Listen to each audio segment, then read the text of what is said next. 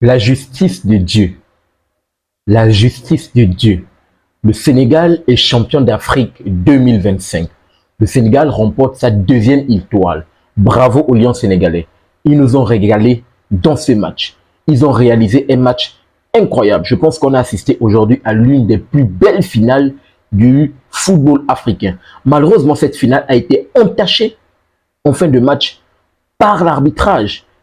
Parce que vraiment, ce match était un match de haut niveau, sincèrement. J'en avais les larmes aux yeux lorsque je regardais ce match. Tellement les deux équipes nous ont montré techniquement, tactiquement, du très très haut niveau. C'est du lourd. J'attends vraiment ces deux équipes au mondial. Je pense que le Sénégal et le Maroc ont beaucoup à proposer dans ce mondial. Pape Gueye, est-ce qu'on peut rapidement parler de Pape Gueye? Il finit homme du match, il remporte le trophée d'homme du match. Incroyable, Pape Gueye, le match de Pape Gueye aujourd'hui, vraiment je pense que c'est la première personne d'abord que j'ai envie de saluer. Pape Gueye réalise un match incroyable, la frappe de Pape Gueye incroyable, dans un moment où le Sénégal avait besoin de ça, dans un moment où rapidement je vais également parler de la deuxième personne que j'ai trouvée très pertinente, Sadio Mané, dans un moment où le leadership de Sadio Mané est en train de s'imposer. Pour ma part, on se posait la question en début de ce match entre Brahim Diaz et Sadio Mané, parce qu'il y avait un match entre les deux, entre Brahim Diaz et Sadio Mané, qui normalement est le meilleur joueur du tournoi. Je pense que le meilleur joueur de ce tournoi est Sadio Mané. Sadio Mané, tant dans le leadership qu'il apporte à cette équipe, tant dans la détermination qu'il apporte à cette équipe, tant dans l'effort, l'engagement que Sadio Mané a apporté à cette équipe, vraiment, c'est du haut niveau. Sadio Mané, on a pu le voir dans la victoire face à l'Égypte. Sadio Mané qui met ce but. Mais Sadio Mané, il ne célèbre pas le but. En demi-finale, Sadio Mané dit calme. En fin de match, il dit quoi? On se calme. Et après, en déclaration d'après-match, qu'est-ce qu'il dit? Il connaît cette compétition. Il connaît cette compétition. Il sait que cette compétition est bizarre. Donc, il préfère être calme. Il préfère dire à son équipe de se calmer. Ce n'est pas encore joué. Il y a une finale compliquée. Il savait que cette finale devait être compliquée. Il faut le dire, aujourd'hui, cette finale a été hautement compliquée, hautement difficile, vraiment. Et la troisième personne, rapidement, que je vais revenir pour parler, c'est Pape Bouna Thiaw. Pape Bouna Thiaw, je pense que oui, je sors mon chapeau, je m'incline. Pape Thiaw connaît le football. Pape Thiaw connaît le football, c'est incroyable. C'est Pape Thiaw en deuxième mi-temps. Parce que là, je suis allé en vrille, là. Pape Thiaw en deuxième mi-temps, qui voit que son équipe se fait malmener sur le côté droit. Pape Thiaw fait un changement tactique. Il fait 3 changements exceptionnels. Ça a été le tournant du match. 3 changements exceptionnels. Il change complètement tout son côté droit. Il fait sortir le petit Antoine Mendy qui a remplacé Crépin Diatta qui a eu une gêne en début de match. Crépin Diatta qui voulait bien évidemment jouer cette finale. Crépin Diatta qui avait raté la CAN en 2022 lorsque cette équipe sénégalaise avait remporté bien évidemment cette première étoile. Il avait raté cela. Il était blessé. Et Crépin Diatta, je pense qu'il s'est mordu les doigts lorsqu'il a eu cette gêne avant la finale. Mais au moins, bien évidemment, il va remporter cette étoile avec cette équipe du Sénégal. Donc, Antoine Mendy sort. Lamine Camara également, je vais revenir par rapport à son match très rapidement. Lamine Camara sort. Et le petit Iliman Ndiaye également, il sort. Il change de son côté droit. Il fait rentrer Abdoulaye Seck. Il fait rentrer Iso. Il fait rentrer le petit Ibrahim Baye, le super sub. Ibrahim Baye, c'est son super sub. Il fait rentrer et on peut voir un changement tactique qui s'améliore. Un Sénégal qui passe à 3 derrière, mais un Sénégal qui, le côté droit, il a complètement réglé le côté droit. Avec ces changements tactiques, Pape Thiaw aujourd'hui a réglé complètement son côté droit. D'où je dis, Pape Thiaw connaît le football. Oui, Pape Thiaw fait... En fait, les choix de Pape Thiaw sont des choix incohérents, percutants, qui portent ses fruits. C'est incroyable. C'est vraiment incroyable. La performance du Sénégal aujourd'hui est vraiment à féliciter. Le Sénégal est champion d'Afrique. Le Sénégal exprime et montre sa domination par rapport et s'instaure comme la meilleure nation africaine en devenir de cette dernière génération. C'est incroyable. 4 éditions, le Sénégal fait 3 finales. Finale perdue en 2019 face à l'Algérie, du côté de l'Égypte. Puis une finale remportée au Cameroun face à l'Égypte. Malheureusement, ils sortent en 8e de finale face au champion de titre, le pays hôte, la Côte d'Ivoire. et finale remportée face au pays hôte, le Maroc. Qu'est-ce que Walid Regragui a dit en conférence de presse? Que le stade Moulay n'est pas le stade des martyrs. Mais apparemment, le Sénégal a montré que le stade Moulay, c'est également le stade des martyrs. Le stade était archi plein, en rouge, les supporters marocains. Le Sénégal a su gérer la pression. Je l'ai rappelé dans ma vidéo avant-match. J'ai fait une longue vidéo avant-match dans laquelle j'ai réversé une séquence où j'ai parlé du stress, du facteur stress et de l'expérience qui devrait jouer un rôle majeur et prépondérant. Il faut le dire, ces deux facteurs ont joué un rôle majeur. Le stress, on a pu voir une équipe sénégalaise qui est rentrée dans le match décontractée. Décontractée. Le Sénégal qui a posé le pied sur le ballon, c'est le système de jeu en début de match. Le Sénégal qui pose le pied sur le ballon. Cette équipe marocaine qui contre, qui jouait en contre. Et c'est le Sénégal qui d'ailleurs a se procuré la première occasion du match. Une première occasion qui a été ratée. Je pense que c'est Pape Gueye qui rate sa tête, qui manque Yacine Bounou aujourd'hui. Oh putain. Je pense que si le Maroc ne perd pas très tôt dans ce match, ils doivent remercier Yacine Bounou. Ils doivent remercier Yacine Bounou de 1 qui est décisif sur la frappe de Pape Gueye, de 2 qui est décisif sur le caviar d'Ibrahim, comment dire, Iliman Ndiaye, c'est la passe de Nicolas Jackson. La passe de Jackson dans le bon tempo, bien évidemment. Iliman Ndiaye se présente face au gardien. Il manque ce face-à-face, c'est Yacine Bounou qui est impeccable dans ses cages. Yacine Bounou, c'est un gardien exceptionnel. C'est Yacine Bounou qui sauve encore cette équipe marocaine dans le face-à-face. Je pense que c'est sur le côté droit. Iso, Chérif Ndiaye qui est rentré à la place de Jackson. Iso qui déborde sur le côté droit, je pense avec Iliman Ndiaye, avec comment dire, Ibrahim Baye. Iso qui fait il envoie une bonne passe dans le bon tempo à Chérif Ndiaye. De 1, qui monte son caviar. De 2, il a les poteaux ouverts. Mais il va se manquer. Parce que dans sa tête, c'est qu'il venait pousser le ballon tranquillement. Les poteaux sont ouverts. Mais Yacine Bounou, de 1, il fait l'arrêt décisif. De 2, il est au sol. Mais il a quand même cette lucidité. Et encore assez de jujute. Assez de force pour pousser pour aller faire tout pour gêner le geste de Chérif Ndiaye pour qu'il manque, bien évidemment, son geste technique, vu que pour pousser un petit tapping pour qu'il manque. Yacine Bounou, aujourd'hui, c'est le rempart qui a vraiment permis à cette équipe marocaine de pouvoir exister dans les moments où le Sénégal pouvait faire mal, dans les moments où le Sénégal pouvait être clutch. Maintenant, revenons rapidement à la minute Brahim Diaz. Essayons de dire, qui a rappelé à Brahim Diaz? Je pense qu'il faut rappeler très rapidement à Brahim Diaz que c'est la Coupe d'Afrique des Nations. Parce qu'il faut le dire, c'est la première canne de Brahim Diaz. C'est la première canne de Brahim Diaz. Je pense que pour cette première canne, il va beaucoup apprendre. Pour sa première expérience, tout s'était bien passé jusqu'à présent. Bien évidemment, avec que ça c'est les phases de poule, 8e, quart, demi, ça s'est bien passé pour Brahim Diaz. Il a été le chouchou du public. Mais je pense que Brahim Diaz aujourd'hui va se faire incendier par le public. Il sera laminé, lavé sérieusement par le public parce que on n'arrive pas à concevoir que une équipe qui attend depuis 50 ans, un public, une nation qui attend depuis 50 ans un sacre continental, ils organisent le sacre chez eux. Tout est réuni pour que le Maroc remporte ce sacre. Demi-finaliste au mondial, première nation africaine à le faire. Premier au classement FIFA. Les infrastructures qui sont là, les moyens, tout est mis en place pour que le Maroc puisse remporter cela. Toi, Brahim Diaz, tu viens jouer une compétition africaine qui compte énormément. Le poids. En fait, Brahim Diaz n'a pas mesuré aujourd'hui le poids du ballon qu'il avait par rapport à ce penalty. Il n'a pas mesuré ce poids dans un moment où, de l'autre côté, le Sénégal met ce but. À cause du choix tactique de Pape Thiaw, d'où on revient. À cause du choix tactique de Pape Thiaw, le Sénégal inscrit ce but. Parce que le but, ça va arriver sur le côté droit. La cérémonie est en train de commencer pour la remise des médailles et du ballon d'or. Quel ballon d'or? La remise des médailles et du trophée. Le ballon va arriver sur le côté droit. Très bon centre. C'est Abdoulaye Seck. On peut voir que Achraf Hakimi ne joue pas le ballon. Achraf Hakimi ne regarde pas le ballon. Achraf Hakimi défend en regardant Abdoulaye Seck. Abdoulaye Seck, il a l'œil sur le ballon qui arrive. Donc Abdoulaye Seck essaie de se dégager vu que Achraf Hakimi est là. Il claque la tête. Le ballon qui va heurter le poteau et revenir sur Iso pour mettre le but.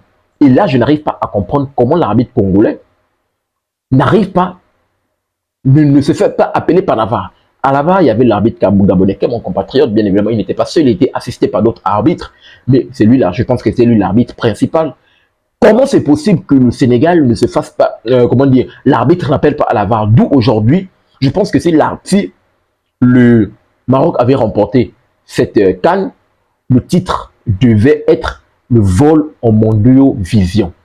Un vol en Mondiovision. Mais vu que c'est le Sénégal qui l'emporte, le titre c'est la justice de Dieu. La justice de Dieu. C'est incroyable. Donc, il ne se fait pas appeler par l'arbitre sur le but sénégalais, parce que je pense que quand l'arbitre aurait vu que Achraf ne joue pas le ballon, il ne joue pas le ballon, il joue l'homme, il regarde, or que Abdoulaye Seck voit le ballon arriver. Mais de l'autre côté, corner anodin, c'est, il s'appelle comment? El Hadji Malick Diouf qui était impeccable dans ce match, s'il vous plaît. El Hadji Malick Diouf, au combat, va.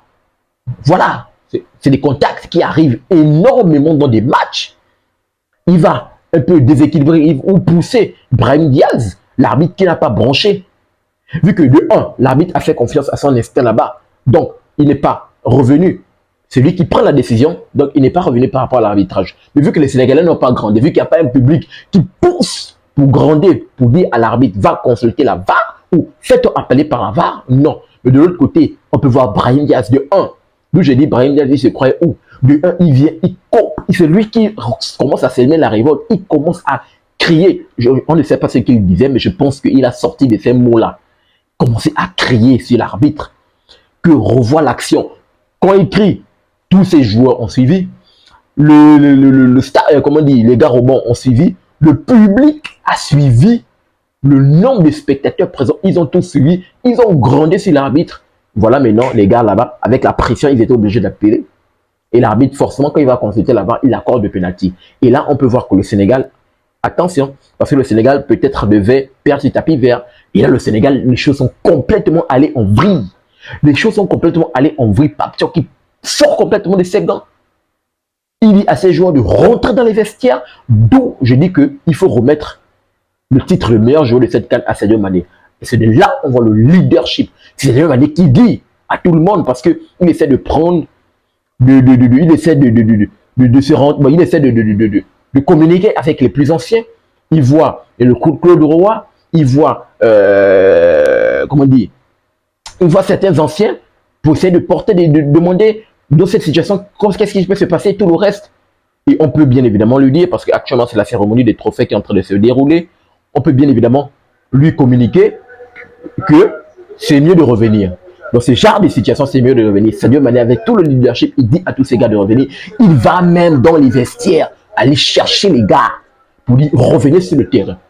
Mais Brahim Diaz, pour revenir, qui ne mesure pas le poids de toute une nation qui attend ce trophée continental, vient nous faire une panenka. Après combien de minutes qu'on a patienté, tu viens nous faire une panenka, mais c'est crazy. Brahim Diaz, il était fou. Ils sont en train de nous faire quoi là? En train de secouer le drapeau de la CAF là. Brahim Diaz était complètement fou. Il vient faire quoi? Une panenka en pleine finale, avec le niveau d'intensité d'enjeu qu'il y a. Tu nous fais une panenka? Mais c'est la folie. On a pu voir Walid Gragé qui pète le câble avec lui. Il pète sérieusement le câble avec Brahim Diaz. Vous dites, mais qu'est-ce que tu nous fais?